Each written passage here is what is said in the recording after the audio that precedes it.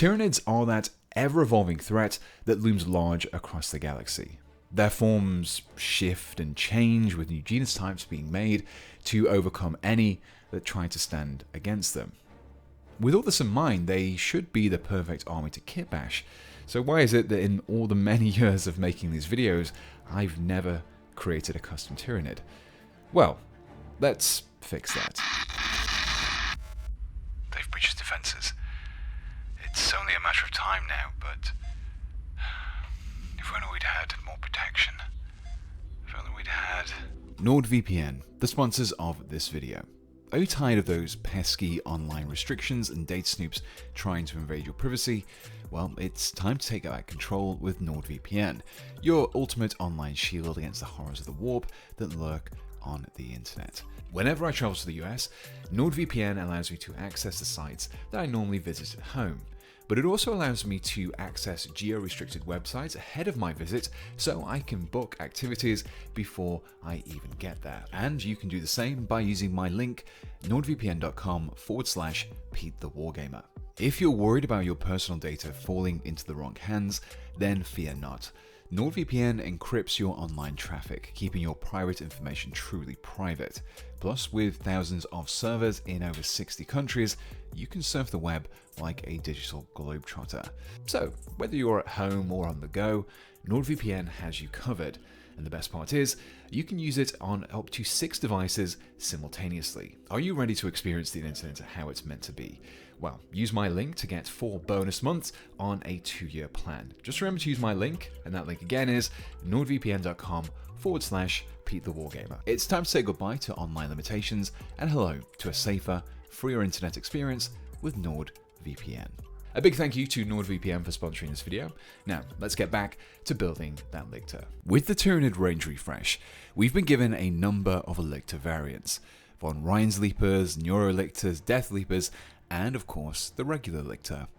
This genus seemed ripe for customization, and so I began with the new plastic Lictor that Games Workshop had sent me early.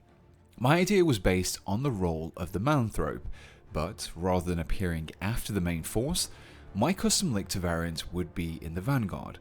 Here it would scout out and isolate the main threat on a given planet before draining it of its blood. This biological sampling would allow the main force to subtly modify the composition of their forces and weaponry to best deal with the enemy. In order to reflect this nature, I would dub this genus the Haemalictor. So, with all this in mind, I set about building the Lictor by starting out with the legs. After removing them from the sprue and cleaning up the mold lines, they were glued together. As I didn't intend to add the usual scything talons that Lictors are usually found with, the model needed a little extra bladed weaponry. The tail seemed like a good place to add this, whilst also further modifying the silhouette. This blade would be sourced from the Neurothrope spine, which was clipped down and smoothed out, such as a few sections remained. The blade was then compared against the Lictor's tail, which gave me an idea of where to make the cut. After clipping away the tail's tip and cleaning up, the new blade was glued into place before the legs were glued to the tail. With everything in place, the new tail section didn't quite blend into the rest of the model quite as smoothly as I'd like. To fix this, the original tail end was trimmed down a little so that it would fit against the top of the tail, overlapping the blade section. After a little back and forth, the extra armor plates were glued to the top, helping to blend the new tail into the rest of the model. From here, the torso was assembled as per the instructions. However, the upper shoulder joints were omitted, leaving them empty. Once built, the torso was attached to the legs, and the lower rending claws were glued to the torso. For the upper arms, rather than using the usual scything talons, the second pair of rending claws found in the Lictor kit would be used instead. But they first needed a little modification. After dipping into the Venomthrope kit for a pair of toxic lashes, they were cut down just behind the small pipe pokes out of the whip. After a quick comparison against the hand, the whip was trimmed back to create a better fit against the palm. Combining the lashes with the hands would give the model the appearance of having writhing, grasping tendrils to grip onto its victims whilst it drains them of their blood. Attaching the whips would require a little more reinforcement than glue alone, so I turned back to some trusty pinning. A 1mm diameter hole was drilled into the base of the whip before having some 1mm steel wire superglued into it. The wire was then clipped down until just a few millimeters protruded.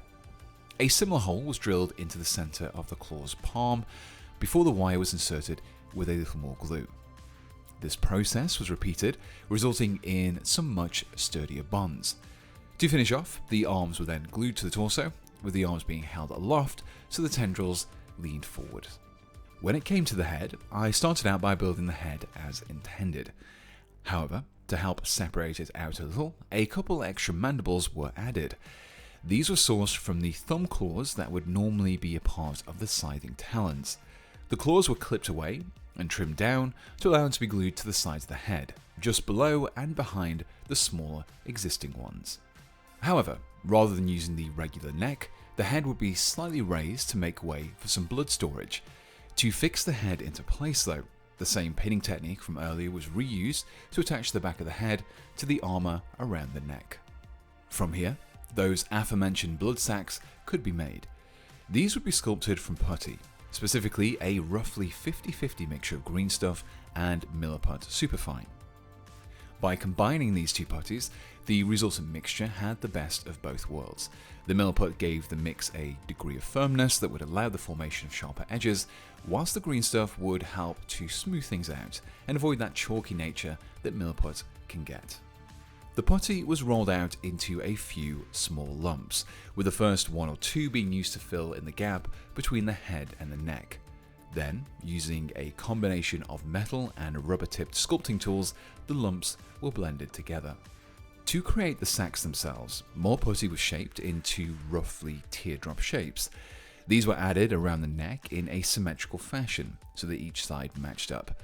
After applying them to the neck, more smoothing out was done to help blend things together to create smoother, more organic shapes.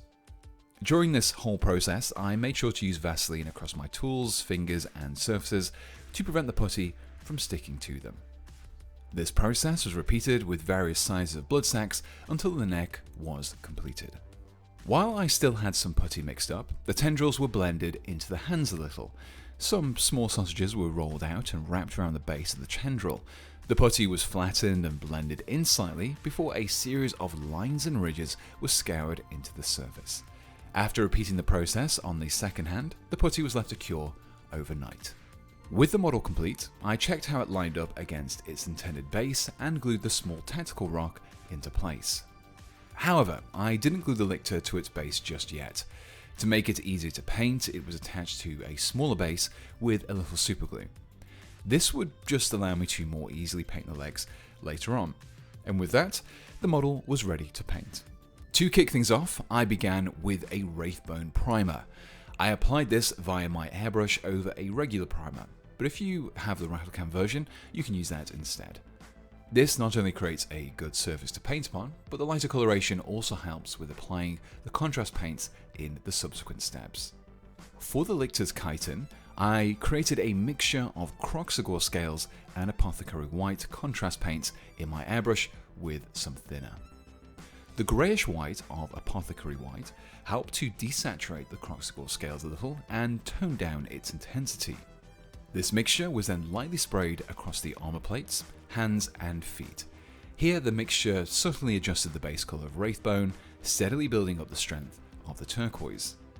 This exact same mixture was then applied with a brush directly onto the armor. Here the result was more intense, resulting in some stronger coloration being formed across the armor.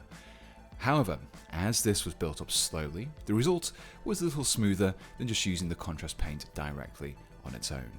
In a similar method to the previous steps, some Fleshtearers Red was mixed into some Apothecary White.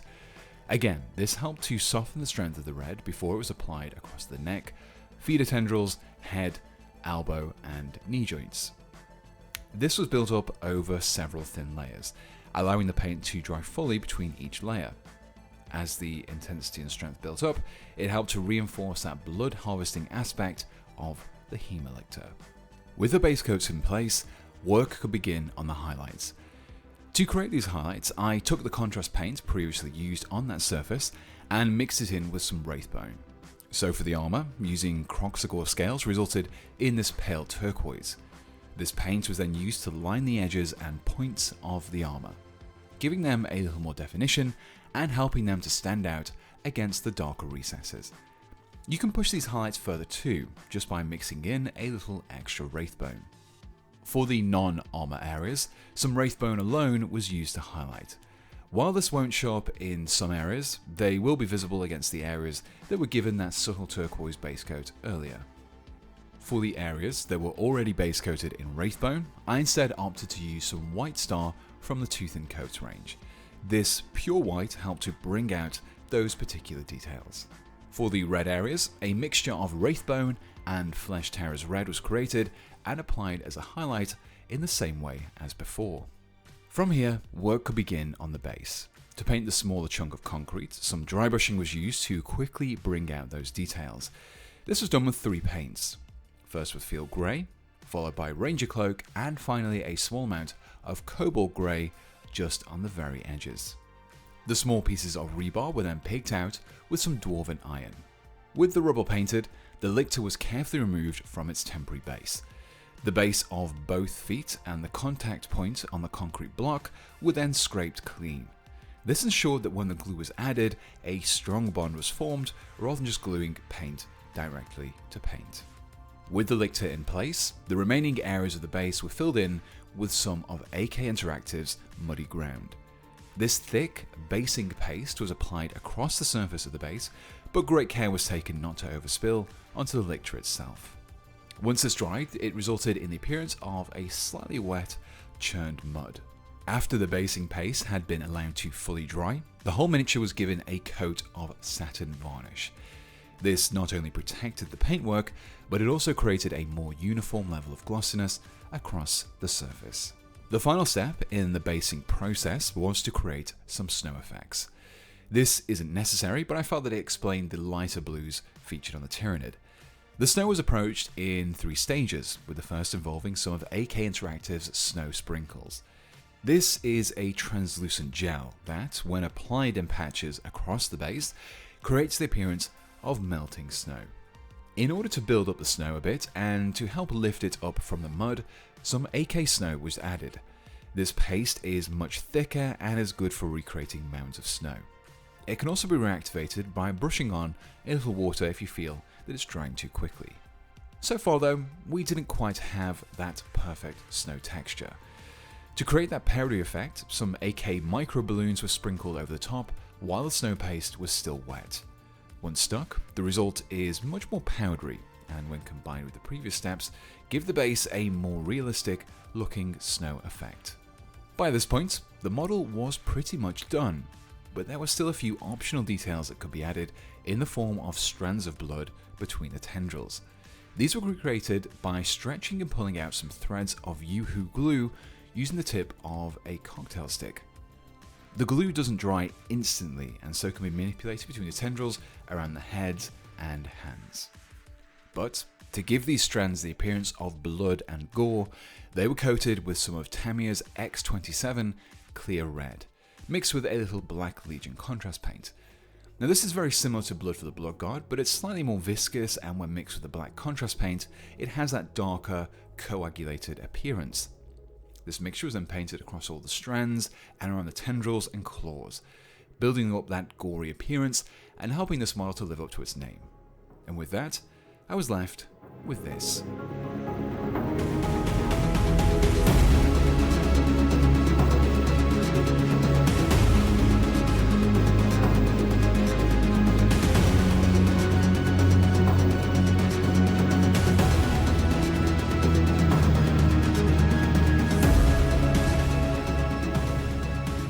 And here we have the completed custom Lictor genus, the Haemalictor.